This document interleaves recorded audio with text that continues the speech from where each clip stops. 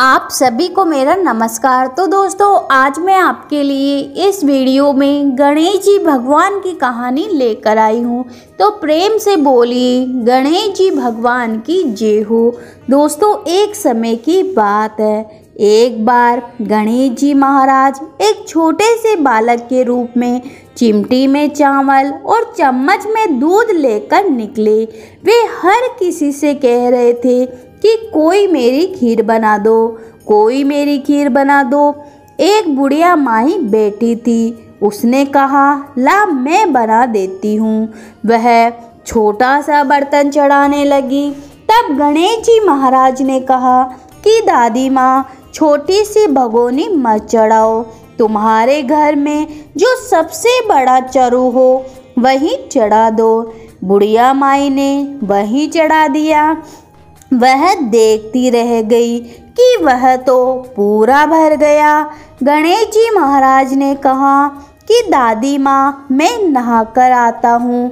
खीर तैयार हो गई तो बुढ़िया माई के पोते पोती खीर खाने के लिए रोने लगे।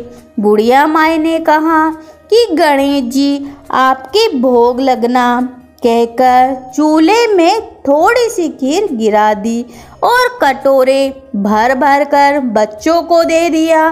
पड़ोसन ऊपर से देख रही थी। बुढ़िया माई ने सोचा कि यह चुगली कर देगी, सो कटोरा भरकर उसे भी दे दिया। बेटे की बहू ने चुपके से एक कटोरा खीर खाई और कटोरा चक्की के नीचे छुपा दिया। अब भी गणेश जी महाराज नहीं आए। बुढ़िया माई को बहुत जोरों की भूख लगी थी। एक कटोरा खीर भरकर दरवाजे के पीछे बैठकर एक बार फिर से कहा कि गणेश जी महाराज, आपको भोग लगना, और खाना शुरू कर दिया। तभी गणेश जी महाराज आ गए। बुढ़िया माई ने कहा, आ रे गणेशिया, खीर खा ले, मैं तो तेरी राह कब से देख रही थी। गणेश जी महाराज ने कहा कि दादी माँ, मैंने तो खीर खा ली। बुढ़िया माई ने कहा कि कब खाई। गणेश जी महाराज ने कहा, जब तेरे पोते पोती ने खाई तब खाई, जब तेरी पड़ोसन ने खाई तब खाई, जब तेरी बहू ने खाई तब खाई, और जब तूने खाई तो पेट पूरा ही भर गया। बुढ़िया माई कहने लगी कि बेटा, और सारी बात तो तेरी सच है, पर बहू बिचारी का तो नाम मत लो। वो तो सुबह से काम में लगी है। उसने खीर कब खाई। गणेश जी महाराज ने कहा, चक्की के नीचे झूठा कटोरा पड़ा है, तूने तो मेरे भोग लगाया, वो तो वैसे ही खा गई।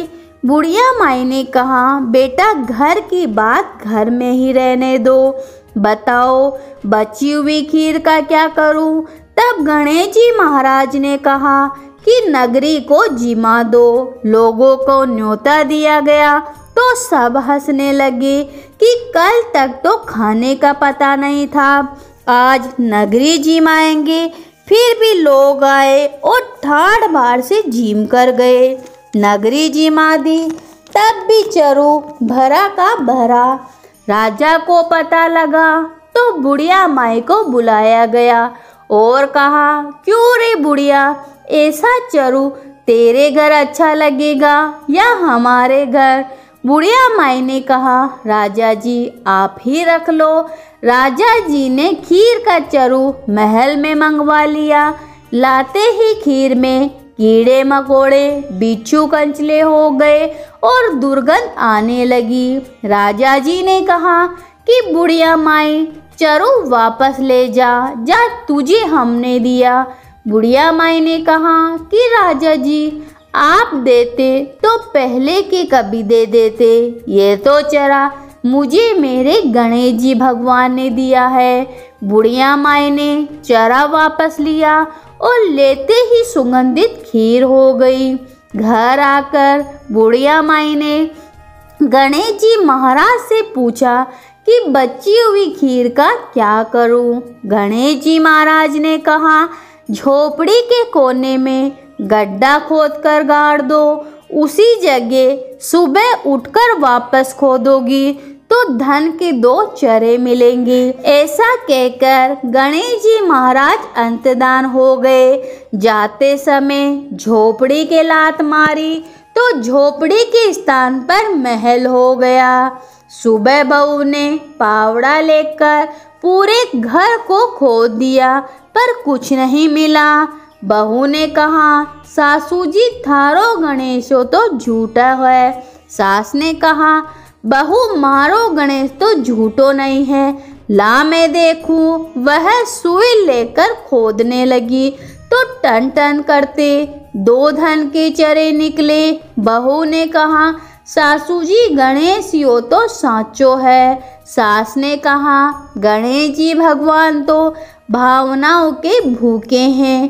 हे गणेश जी महाराज, जैसा आपने बुढ़िया माई को दिया वैसा सबको देना।